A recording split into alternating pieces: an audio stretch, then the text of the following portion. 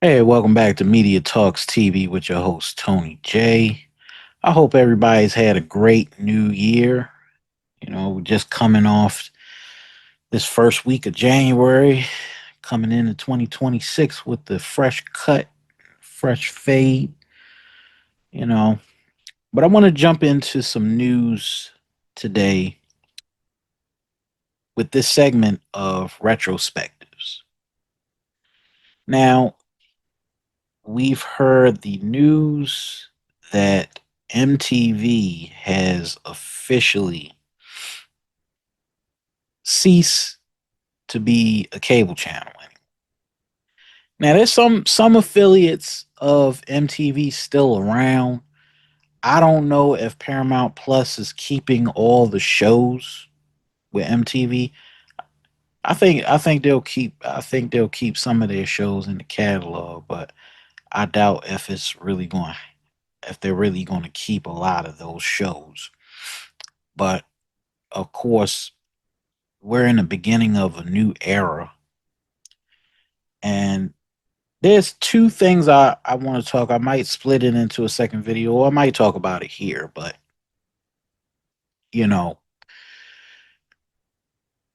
having MTV shut down is just the the biggest news shift that we're experiencing right now in the media, because MTV, of course, was really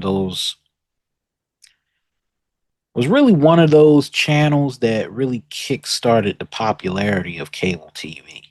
Like you can't talk about cable and the phenomenon of cable without really talking about MTV.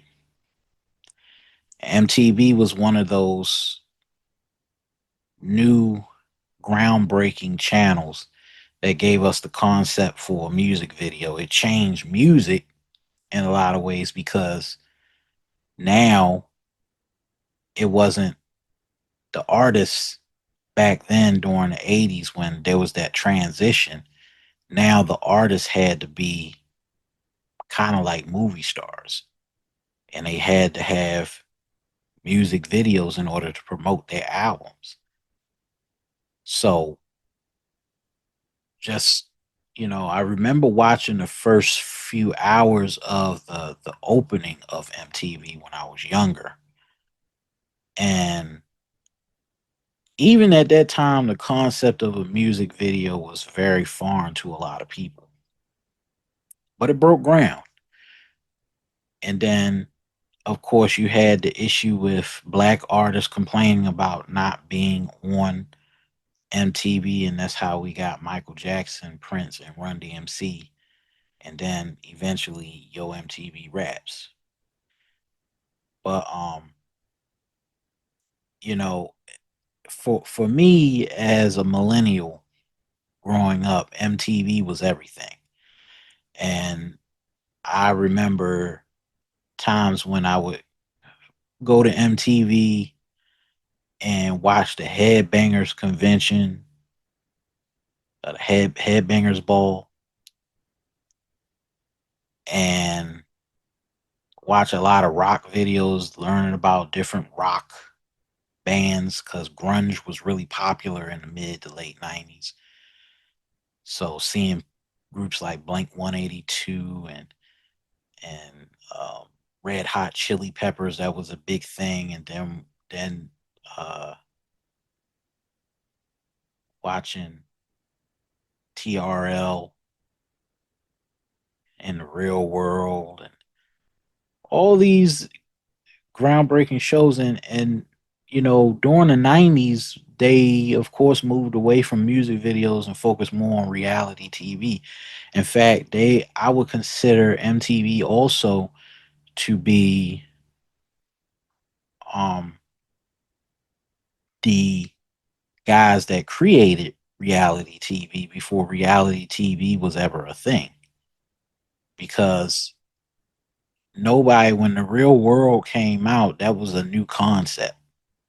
It was a different concept outside of anything they had ever done. And when Real World came out, of course, it changed the dynamics of television because the popularity of that show launched the reality TV phase of the early 2000s. So then you had Real World and Survivor, and then American Idol following that. So it was just something that MTV kicked off everything. Out of all the cable channels, you know, there was a time when a lot of kids didn't grow up in the 90s and remember that when you wanted to request a music video, you had to actually call it in. And calling in music videos back then, run up the phone bill. But I remember the box, and the box was one of those. Like we had two live requests before before TRL had been a thing. So we had the box, and you had to dial it up your music videos and request them live. And then we had Total Request Live, TRL, in the late 90s. And that became the thing where people could control which videos get chosen, which videos didn't get chosen. So then it made it kind of like the music video game a lot more competitive. But one of the things I'm going to really miss about MTV is my sucker free Sundays because I love sucker free Sundays. I know a lot of y'all out there remember Sucker Free Sundays. That was my favorite. Like when I got into high school, that's all I watched was Run's House, um, Yo Mama, Pimp My Ride. Man, I don't know how many times I watched Pimp My Ride. That was one of the greatest things. And Celebrity Death Match and Daria, and it was just when they started doing original content, it was just amazing. I'm still a little mad that they don't have all the seasons of Celebrity Deathmatch on Paramount Plus. And it's kind of weird because I subscribe to Paramount Plus, and they don't have but maybe a few current seasons of Celebrity Deathmatch. You know, and I can't forget. I definitely cannot forget and remiss that Beavis and Butthead. I have a whole collection of Beavis and Butthead that I never watched, but of course, Beavis and Butthead was one of those shows which helped to kick off King of the Hill. So it's just all that culture just gone down the drain because of some merger. It's going to be hard on a lot of baby boomers. Well, not baby boomers, but Gen X, because Gen X were the ones that really grew up on MTV. I'm kind of like the last generation of the last 25 years of MTV's glory days. So that reality TV between uh, year 2000, well, 1999, all the way up to about 2018. I mean, we all watched 16 and Pregnant, Teen Mom. Like those are really one of their like their signature shows. But Run's House was really one of my favorites. So I'm probably gonna finish watching Run's House um, later down the line. But that that whole entire channel gave us everything and broke a lot of barriers in its creation. They were the home of the music video. There was no concept of a music video out there. Then they had VidCheck and all these other channels, and then just got rid of it. time after time, you know. And we're looking back on it. I guess it's kind of like a generational death. It's kind of like a death of your childhood when you look at it, because MTV meant a lot to an older generation growing up in the 80s. And for us, of course, you know, having megastars like Madonna, Cyndi Lauper, and Pat Benatar and David Bowie, all those guys, Sting and the Police, Hall and Oates, like it's just the whole new wave thing that was launched. It was just a symbol of the 80s. Now, what I would hope, you know, I hope that they make a biopic about the behind the scenes about what MTV was all about, because I've heard some stories about the VJs and people who were a part of making MTV magic. It would be great to learn about that and have another generation actually learn about, you know, that channel, cable TV. Cable TV is not a thing anymore, ladies and gentlemen. It's dead. It's a bygone era. We are now officially in the streaming era. And with these number of um, mergers, we're seeing a shift in how we as Americans consume content online. You know, I took this time. I was reading this book. I'm gonna make a separate video on this, but I think I'm gonna just go ahead and you know co- combine it with this subject matter, because, of course, we're talking about the influence of Silicon Valley right now on media and on intellectual property that we're seeing, um, them becoming ownership over. The concept of having access to old media is now a thing of the past. Back then, you had VCRs. Back then, you had DVDs and Blu-rays, and most people aren't buying Blu-rays anymore. You go into Best Buys, there's no Blu-ray DVD section in Best Buys anymore. Everything is downloadable content. Everything you have to pay for, you have to pay a subscription fee.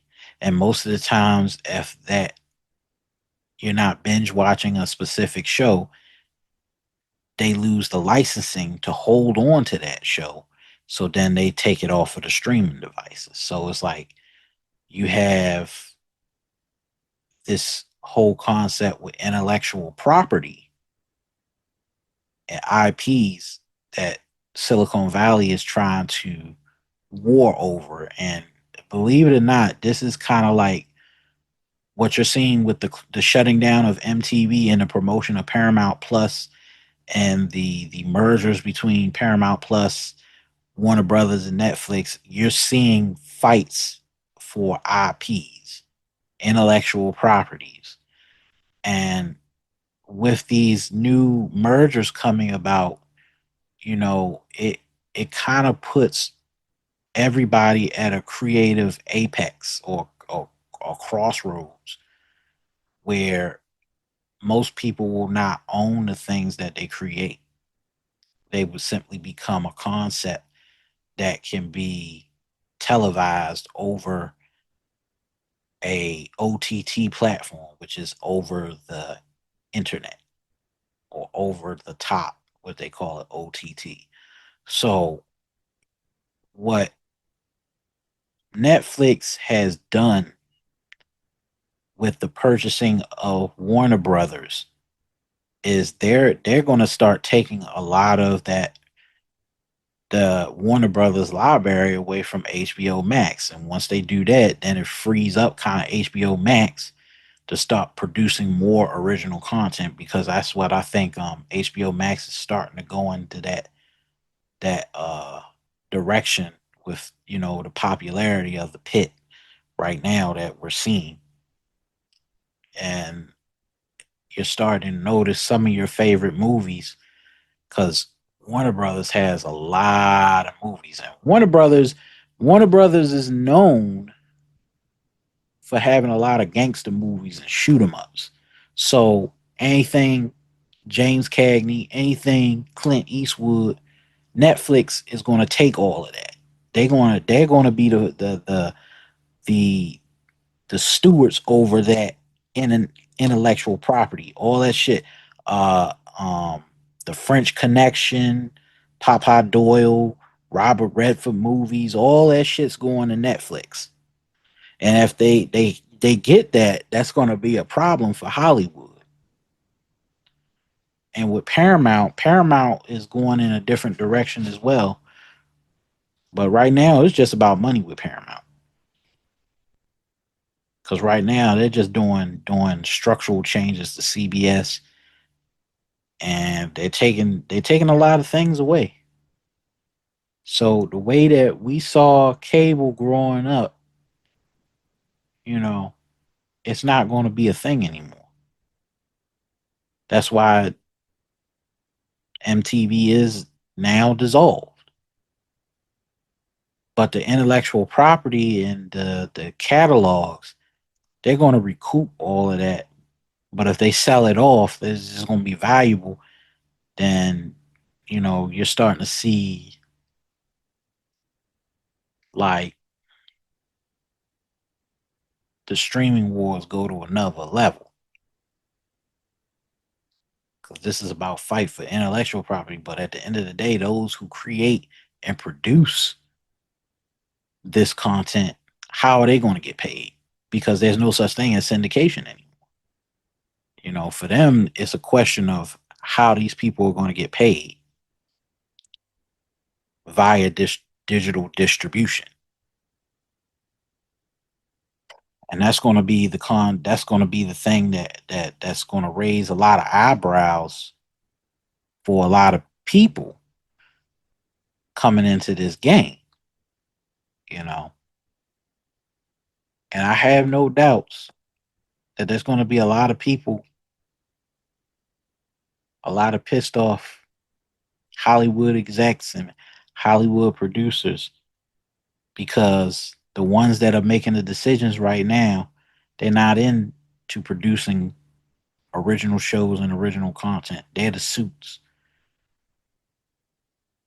And everybody got to go through the suits now in order to be creative. And when you got to go through the suits and through people that don't create anything, it could be a hard pill to swallow for somebody that is a executive producer or a director. You know, that's one of the things that people don't understand, because they don't study business. But one of the things that I've done over the weekend, you know, I've studied Silicon Valley. And there's a reason why I'm studying Silicon Valley. Because right now we're witnessing in 2026 a shift of power from New York to Silicon Valley. And most people would ask, is New York, with the election of Mayor Zoran Mamdani, is New York going to be the same place that it was when Bloomberg and Rudy Giuliani was in office? And the question is no. And you're looking at, and what we're looking at right now is, New York is facing an existential crisis with businesses threatening to move their operations to Florida and Texas because New York has become too liberal. And now with Zoran Mamdani in office, they're afraid that it's going to be too socialist now. So it went from too liberal to now it's too socialist. And they're going to want people to pay their fair share of taxes. So then we're not looking at New York being a powerhouse anymore, but a city run by people now instead of big head executives and Wall Street executives. And that shift is happening as we speak. But I would say, wait 6 months down the line, there probably isn't going to be the New York that we once remembered. And that's why I say, Silicon Valley has got all the juice right now. There was a time Silicon Valley didn't have the juice. They had, in order to get funding for the startup, they all had to go to New York because that's where the money was. And when you wanted to start a business and you were looking for money, sometimes you had to go to Wall Street and you had to go to JP Morgan in order to get loans and business loans and secure business loans. But now I don't even think those banks are going to have the same amount of power that the venture capitalists have in Silicon Valley as far as creating new startups. The VCs are out in San Jose, California, but the real money and of course the banks, they're probably going to pull back on startups and focus more on mostly private equity and capitalism and private equity are two different things. They're not one and the same. The venture capitalists focus on a lot of startups, and that's where the money comes in with Silicon Valley. Whereas though with New York and the central banks, the commercial banks, they're just going to focus on real estate and uh I guess like I said, private equity, buying up small businesses, buying up, junk bonds and debt. And I think that's where everything is going with New York. But there used to be a time when tech companies, excuse me, there was a time when tech companies had to go to New York to get funding.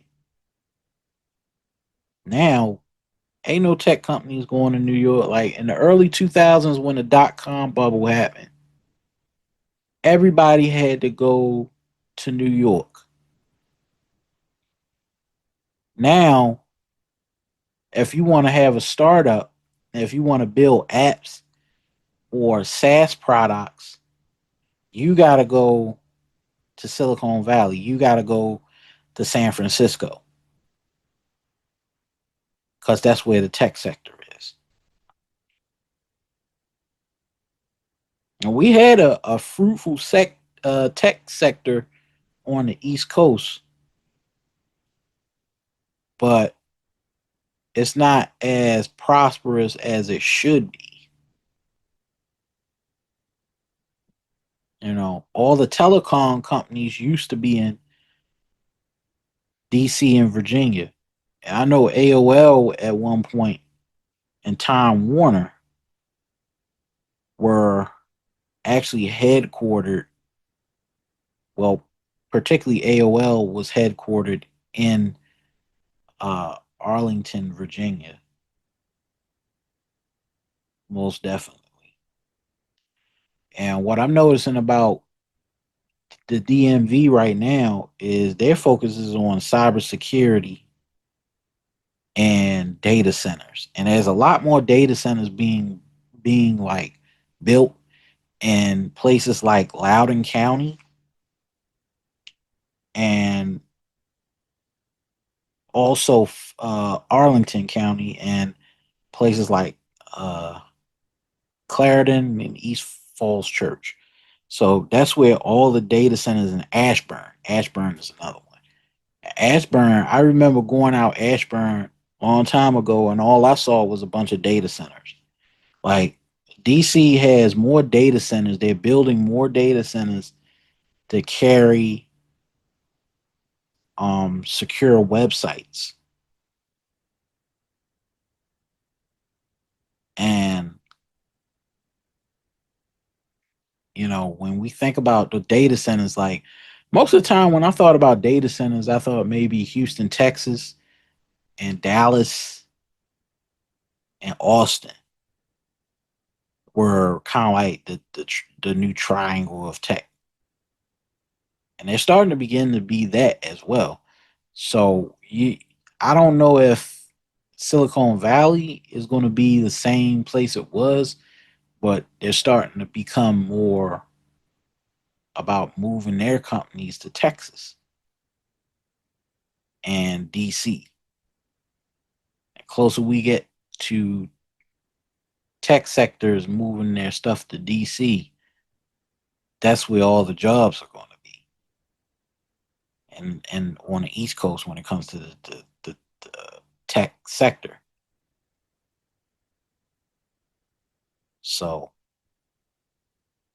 New York doesn't have the juice that it once had when in the beginning of the dot com boom.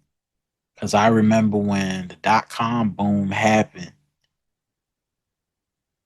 all these companies, Netscape, uh, Yahoo, Google, all had to go to Wall Street to get funding.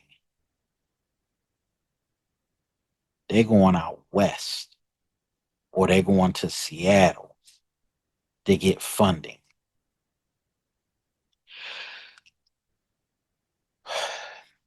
And that's the way the ball bounces. And with the streaming industry being the way that it is, now might be the best time to start creating your own apps and a lot of app products, mainly SaaS, software as a service.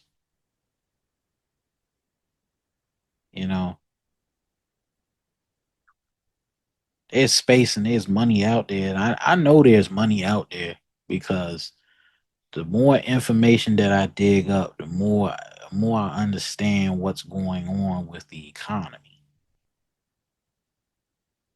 And some people will sit up there and say, well, there's no jobs. There are jobs, but not the jobs that you're accustomed to getting. You know, the fact that a lot of black folks don't learn tech is a disadvantage to us because when we don't learn about technology, we kind of get left behind. And that's what I'm seeing with a lot of black folks not having a curiosity to actually learn about new technology, learn about chat gpt, learn about dolly, learn about language learning machines. I mean, this is a new phenomenon that we're just getting our hands wrapped around. But with African Americans, they don't know basic concepts about AI. And that's going to be the difference between you having a job and not having a job because everything is starting to become automated. And what I've done this week was to read books about Silicon Valley. How did Silicon Valley get started? Um, What was the reasoning behind the origin of Apple computer, and what did we get wrong? You know, because one of the things that I noticed is we we just kind of like we really missed the wave. And I feel like a lot of us missed the waves because we were so busy focused on trying to get money, you know. And I know for me, it's important to not just chase after money, but to actually chase at a vision. And I've learned that when you have a purpose, once all that falls into place, you don't ever have to chase any money. Money will come to you,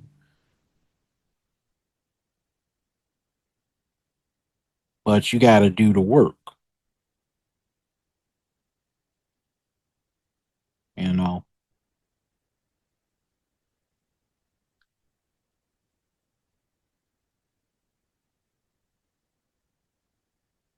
And that's one of the big things about, you know, about my journey and learning about new things, because I was so caught up because the mindset that was passed down to me and passed down through a generation. You got to understand history and learn history and then understand where everything is going. Understand trends. When I first when I first went to college, I didn't think social media was going to be a big thing. I thought social media was going to be a joke. Now here I am, I was 19 years old. I didn't I only thing I had was a Facebook and a YouTube. I didn't know nothing about Instagram. I didn't know nothing about Snapchat. I didn't know nothing about Vine because I thought that, well, this shit ain't gonna last long. This shit gonna come and go, and people gonna be on to the next thing. And the reality is, when you don't catch that wave, you get left behind. You know, if most black folks would have invested in Microsoft and Amazon in 1999, they'd probably be millionaires by now. That I do believe. You know, I believe that there would have been a time when, if we sought out what we knew about some of these companies that were coming up in the late 90s to early 2000s, I think a lot of black folks would have been billionaires or millionaires by now. They would have made a significant amount of money in the stock market. They would have lost a little bit of it from the tech boom, but they would have gained it back tenfold. And that's one of the things that's important about this current thing, about this current phenomenon that we're witnessing right now. Don't make the same mistake twice. Don't make the same mistake that I made. And that was not recognizing the potential of certain companies. and understanding the stock market and understanding how things move in this country, because you're starting to see a lot of things move, but black folks around us are very distracted by the fact that they don't have a seat at the table when they could have their own fucking table. And that's what I'm realizing right now. When I buy a lot of books on the tech industry, that's for me to understand where the world is moving. But it's also helping me to understand how the world once moved so that I could understand how the world is going to go,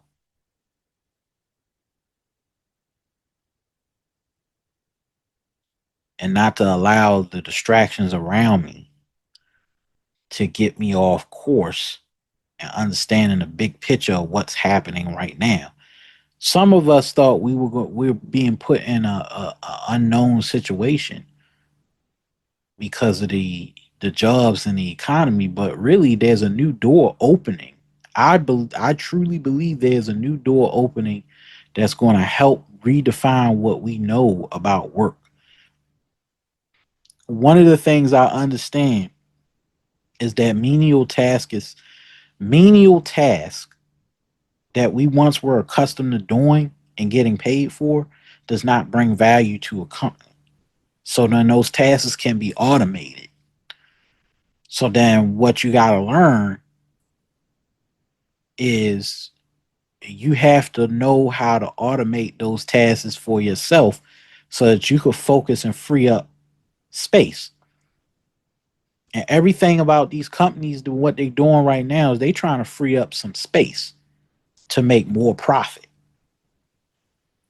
I don't think they're leveraging, I don't think they're just doing AI to just say, I just want to fire people. They're using AI as a way to make companies more efficient and then lower their overhead. And I think that's what they're doing. But with that brings more competition. You know what I'm saying? So what does that mean? By my interpretation, what that means is stuff like CPAs and data entry clerks, stuff like that. People that sit at that used to, like back in the '90s when they used to sit at a computer terminal and punch in data and file and log data, which was really the beginning of the computer age. Now can be automated and can be okay. They could put that together by themselves. The computer can do that all by itself. All you just have to do is press a button. And then, of course, what I've known, like it's kind of like the librarian getting replaced by Google. You see what I'm saying? If I'm a librarian and I worked in the library and I'm a library science and I majored in library science and I worked at a library to catalog those little cards that they used to have to look up certain subject matters. They could tell me at my age I'm no longer valuable to this company, so you got to learn technology. And I think with the older generation, that's detrimental to them. Why they're getting pushed out more and more from the workplace is because they refuse to learn new technology that's in front of them. Back then, our parents had the typewriter. By the time they was in their 30s and 40s, it was the word processor, a disruptor. When you see new technology prop up, you got to understand something. It's new, but it ain't hard to learn. if you're willing to learn. Some people, I like for me, for instance, I'm still trying to learn how to use a Mac computer, but I haven't shied away from using a Mac computer, even though I've always been a PC guy myself, right? So what what I'm telling brothers and sisters right now in my community is to try and engage with the technology that is AI so that you know how to handle the technology and it won't be disruptive to your life. Technology cannot be disruptive unless you allow it to be. But that comes with being a student in life and that you constantly are intellectually curious about new technology. You know, um, it was something that happened. I forgot what it was. The CES conference. Let's see. Yeah,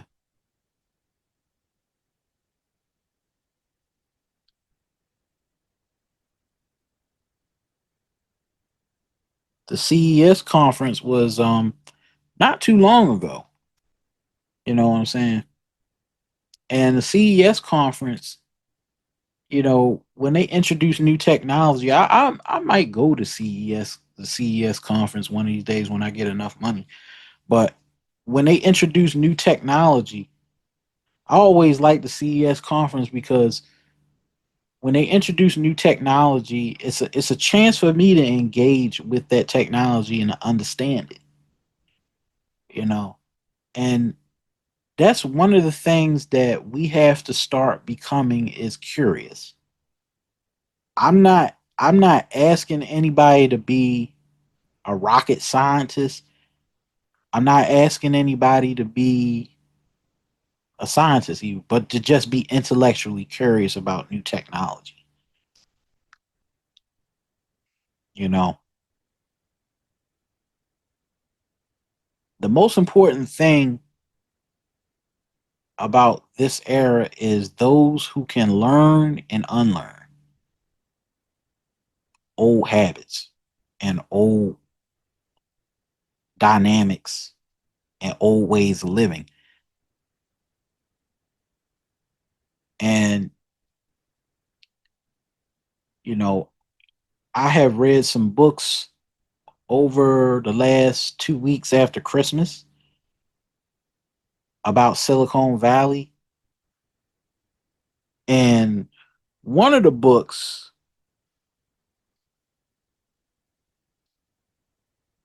I'm reading is The Valley of Geniuses. That's one book. And another one is The Big Score and The Founders. And those three books is teaching me about startups and understanding the people behind startups and helping me to understand, the most important thing about why these people came to be who they were and why they have so much money now. You know, we're starting to see a brand new phenomenon of tech geniuses coming into the world. And, black folks in particular, we got to catch up as far as being a part of the tech sector because it's not too many of us out there that creating new apps and new concepts. And I feel like now is the time to start doing that. And I think the opportunities right now with automation being, you don't have to learn to be a software engineer or coding. You don't even have to learn code now in order to create an app. And that's the amazing thing right now about about this new era. Um, there's going to be a lot of opportunities for us to create new apps, build new technology that doesn't depend on the human capital of what we used to know as work. We don't have to keep putting in the physical breaking of the physical pain of work anymore, which would be an amazing concept for us because it makes life easier for us, makes life easier for you. But the thing about it is you got to be on that journey to learn these new technologies. It's not all going to come to you just like that. You got to keep at it and keep at it until you get it. And if you don't get it, just ask somebody about that technology or call somebody up or go to tech conferences and ask them about this specific type of technology and say, "Hey, I'm interested in uh, language learning machines and how they work and how they interact with each other. I'm interested in learning how Copilot works, how we could use these engineering AI prompts to create new technology and new concepts." That's going to be the next big thing. Trust me and believe me when I say this. You know, but with cable disappearing from, back to my main point, with cable disappearing from the mainstream because they used to have cable conferences way back in the day when you wanted to get a new cable channel started, um you had to network with other people and you had to get that seed capital to get things off the ground. I was reading Bob Johnson's biography, and of course, how he started BET and what went into how he came to be one of the newest black billionaires, and that was because of his connections that he created in Washington D.C. He networked and he built a lot of relationships, Bob Johnson in Washington D.C. And then he built a relationship with the great cable maverick John Malone. And then John Malone was interested in getting more minorities into the cable television industry. DC at the time in the early 80s had no underground wires to transmit cable. So a lot of minority communities in Southeast DC, Ward 8, and Northeast DC and Northwest DC, they did not have any access to cable. They had to pay. Bob Johnson had to pay to put the wires in the ground, to have the wires placed underground so that he would be able to transmit BET in Washington, D.C. Because most minorities did not have, um, they didn't have cable TV like that. They just had regular TV. And everything ran on antennas instead of the coaxial. And then by the time we get to 1981, it's like, okay, BET gets a 2 hour block. of movies and video sold. So then it just kicks off from there. Like, back then, just to get one cable channel off the ground took a lot of work.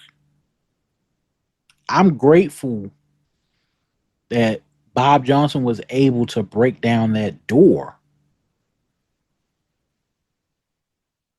because so few people weren't able to get through that door until Bob Johnson was able to do it. And this is the same thing with tech right now. Somebody got to break down that door. Somebody got to be the Jackie Robinson of Silicon Valley, or the Jackie Robinson of the black tech sector. And I feel like I said in the previous video that I made during New Year's, I feel like Atlanta is ripe for business growth and also creating a tech hub because everything is in Atlanta. Everything is around Atlanta. And I think there's space out there to be the next black tech space because we don't have any real black tech spaces. And that's one thing that I feel like, okay, now is the time. Now is the time for us to start getting into that sector. It's so easy. The doors is open, but it's just nobody out there willing to take that chance. But I know I'm willing to take that chance. And that's why I'm continuing to learn about the tech sector. And, I'm still in the throes of trying to really get out there and network and ask questions and understand people who are already in this space. And that's what I intend to do.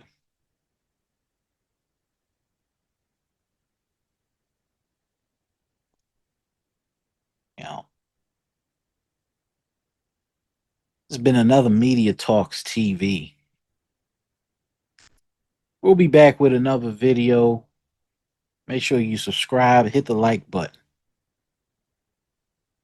and put your comments in the comment box. Tell me what you think. This is Tony J, and I'm out. Have a nice week, people.